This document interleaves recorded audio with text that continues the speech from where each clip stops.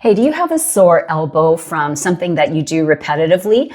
Are you a drummer or play a different musical instrument, guitar, whatever it might be?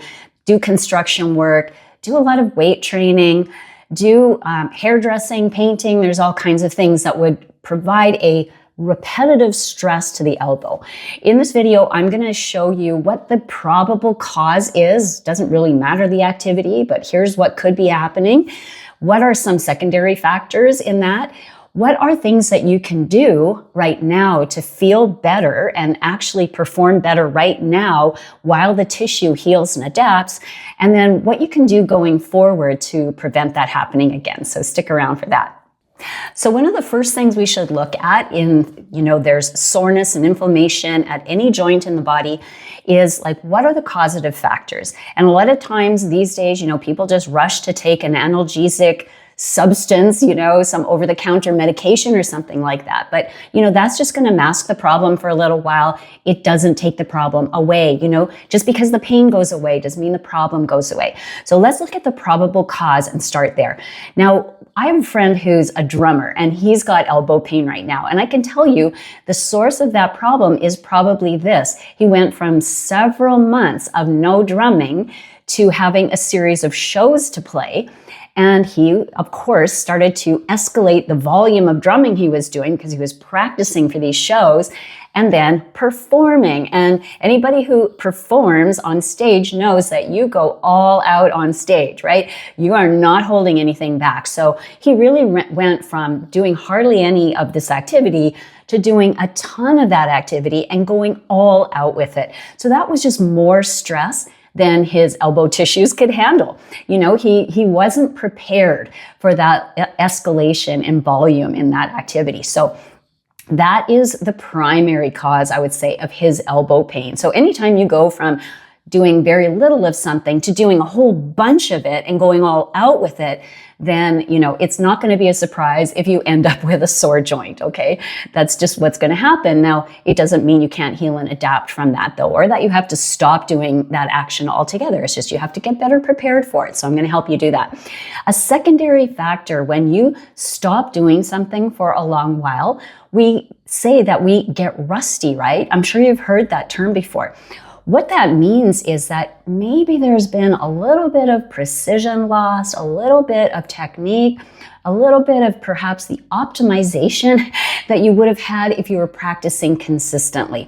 So what happens when we lose a little bit of precision? I'm not saying we don't get it back, because we certainly can, but you might actually have lost that little bit of awareness that would help you get back into a better position. And so we compromise our position and the body really pays for it. So if we're losing a little bit in technique, we are a little bit rusty, and then we're going all out, it's quite likely that a secondary factor could be a lack of precision in the action. So that's something to look for. So that's why I think you should maintain a more consistent level of these actions that require so much from your body and your joint. So now I'm going to show you some techniques that will help strengthen the tissue and prepare it so it can heal right now and feel better in the future. All right, so one of the things that is of primary importance if you're going to do any exercise, loading, anything with resistance in the shoulders, is you need to organize and activate. So that means you're going to energize from the hands through the elbow, through the whole arm, into the shoulder, as though you're dialing the hands away from each other. So I'm going to be demonstrating a number of exercises, and I will always start with organization and activation. Even if I was sitting at a drum kit and I don't know anything about that, I would know intuitively, because I move in multiple directions and I train this way, I want to make sure my shoulder is sort of seated with my shoulder in the joint in a slightly externally rotated position. Even though my arms are going to be moving all the way around, I want to kind of have an awareness of moving into that direction of external rotation. This is going to enable me to not use my neck muscles so much, use the muscles around my scapula to support my shoulder action. Okay, so organize and activate. All right, one of the things that is really healthy for the shoulders, and especially for somebody who's going to do challenging actions for the shoulders, like drumming and like training, is to hang. So you just come into a chin-up bar if possible, but it could also be a stair railing or something else that you can hang onto and hang. So just hanging in and of itself is already really healthy. It's turning on a lot of muscles. A lot of people have asked me, well, isn't that kind of a passive thing? Come and try it. Try it for 1 minute and you tell me if you think this is passive or not, because it requires quite a lot of effort. And you're really improving your grip strength, which actually is a health indicator of longevity. So it's worth working on. Now, the other thing I would do if I had elbow issues is make sure that the muscles around my scapula are really strong. So one thing you can do to maintain the strength and the range of control you have around your shoulders is scapular pull-ups. So while I'm here, I'm organizing and activating. So I'm doing a dialing out kind of energy. I'm holding myself here, and then I'm going to pull myself up just so I feel like I'm sliding my scapula. Sliding my scapula, my shoulder blades down my back slightly, and then letting them slide back up. So it's just sort of like doing a little mini pull-up. So I recommend doing a few of those. If you need to have, your toes on a step or a block or something, no problem. It's still going to be very stimulating for that tissue and really strengthening. And the pulling action at the shoulder is super healthy for shoulder function and maintaining your range of motion at the shoulder. So you have full range of motion. So let's move on to the next one. Next thing I want to show you is what you probably know as the Doorframe stretch. However, I don't do this passively. I don't do really anything passively. So if I want to make sure that my chest can be wide open, my shoulder can function with my chest open, I'm going to put my hands against the door frame and press. Okay, so I want to keep my elbows up against the door too, because that ensures that I am in external rotation at the shoulder. And then I'm going to resist out of it. So if you want, you can step further into it. This kind of challenges, again, your range of motion at the shoulder. But then I want to push with my hands. So I call this activation at end range. I'm kind of at the end range of where I can go actively with my shoulders. And then I'm pushing into my hands and keeping my inner elbows just gently against the door frame. And I'm just using an isometric contraction. Listen, isometric contractions are analgesic. So anytime you have a sore joint or sore muscles, you can use isometric contraction. That means a contraction where there's no movement, like I'm doing right here. I'm pushing, but there's no movement happening. That is analgesic. So keep that in mind. Isometrics are analgesic. You can use that with your friends at a party. So now let's move the hands up and down a little bit. So I'm still pressing into the door frame, but I'm just moving through a little bit of range of motion. Again, this is just getting my shoulder a little happier with this range. It's a little bit challenging, and it should be, but that's what we're doing. We're trying to maintain our range of control with a little bit of movement action here. Okay, so up and down. So we start off just pressing, holding the isometric, and then we go into a little isotonic action, okay, with the Doorframe stretch. All right, so with the Doorframe stretch, we're kind of pushing into the action. Now we're going to push out of the action. And you might know this as like wall angels or something like that. But you want to have your elbows bent. Try to get the back of your hands against the wall as best you can. Okay, just perhaps it's going to be the fingers, perhaps it's going to actually be the back of the wrist. It really depends on your natural range of motion. And then we're going to try to reach up and reach down, pulling the elbows toward each other. And you're going to find that your body's going to want to bow away from the wall. Try to keep your pelvis close to the wall. It's fine if your back arches a little bit, but you want to be active between your pubic bone and breastbone. Try to stay active right here. So sliding up and down a few times. You don't have to do tons of reps of this, but you want to take it slow, use your breath. And you are really emphasizing an externally rotated position at the shoulders. Again, one of the really optimized shoulder positions. Okay, so this is all about regaining and maintaining our shoulder activation. You can do the hanging, you can do these wall exercises before you go into a drumming session or before you go into a weight training session. All right, next thing you want to do is use a strap, a belt, or a skipping rope, whatever you have handy, to do some activation and range through your shoulder range of motion.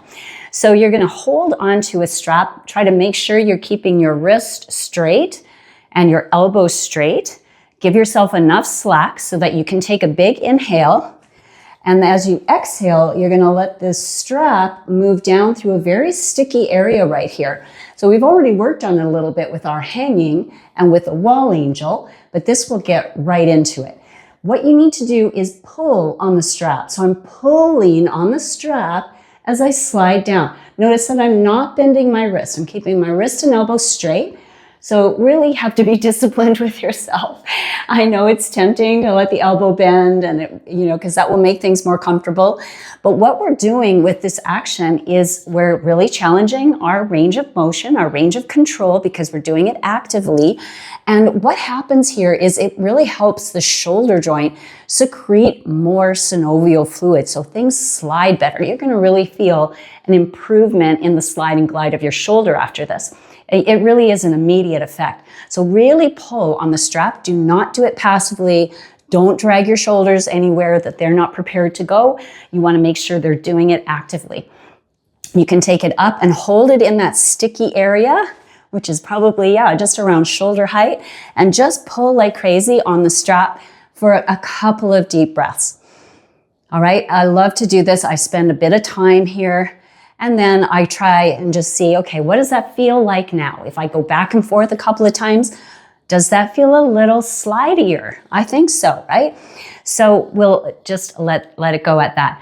So again, great thing to do before activity, before training, before drumming, etc. All right, let's do a little bit of work for the wrists now to finish up. So your wrist has basically 4 actions, okay? It goes into extension, goes into flexion, goes into this would be adduction and abduction. Doesn't really matter. 4 directions. So we want to make sure we're strong in all 4 directions. So you can use your strap again or your belt, whatever you're using, and give yourself something to resist against. Okay, so I'm going to take myself into extension and then I'm going to push out of it. Push, push, push. Sort of like I've been doing with the other exercises. I'm pushing into my end range.